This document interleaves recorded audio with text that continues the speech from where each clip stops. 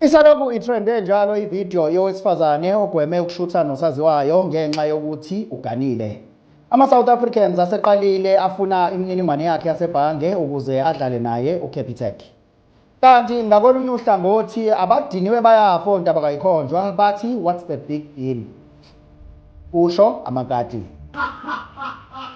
Kanti i-24/7 Roofing Solutions eMaritzburg isalokhu ibe ngungqa phambili ekukhiqizeni nasekudayiseni uthayela oyikhwalithi. SA News with TK Zuma. Sinibingelele sinamukele endabeni ze-SA News no-TK Zuma. Sanibonani.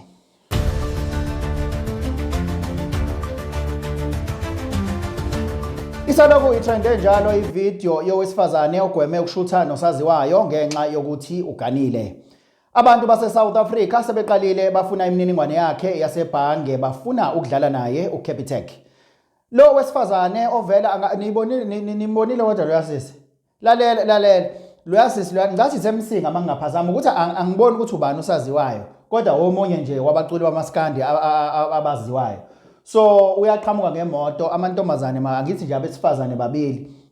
Bese lo munye agxumeke acela ukuzoshutha ke afika shuthe athi lo munye nami ngabe ngiyangiyeza ukuzoshutha Nkosi yami inkinga ngiganile yabona ngiwumakoti uzaphinde kabila wenzela ukuthi lo usaziwayo angaphoxeki ukuthi hawu umngane wakho wazoshutha wena wangafuna yini unenxa yini nami uthi nami ngiyathanda ngabe ngiyeza ukuzoshutha inkinga mina ngiganile ngumakoti. Awu manje na ke kwi-social media hayi ngiyakutshela wena sebefuna uCapitec wakhe ke manje basekhona abantu besifazane kusho abantu ku-social media basekhona abantu besifazane abakwazi ukuhlonipha umuntu abamganile ngisho kuthiwa akekho ngoba phela i-respect phela ihamba kanjalo kunomehluko phakathi kokusaba umuntu nokumhlonipha.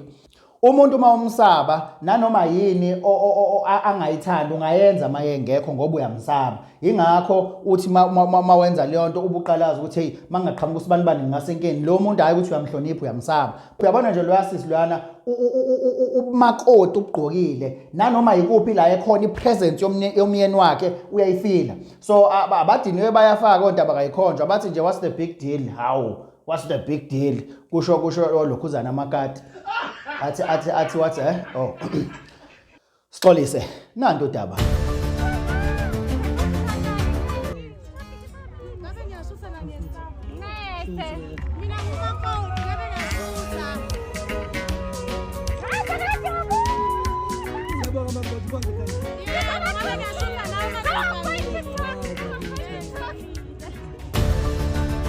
I-24/7 Roofing Solutions eMaritzburg isalokhu ibe ngungqa phambili ekukhiqizeni nasekudayiseni uthayela oyikhwalithi.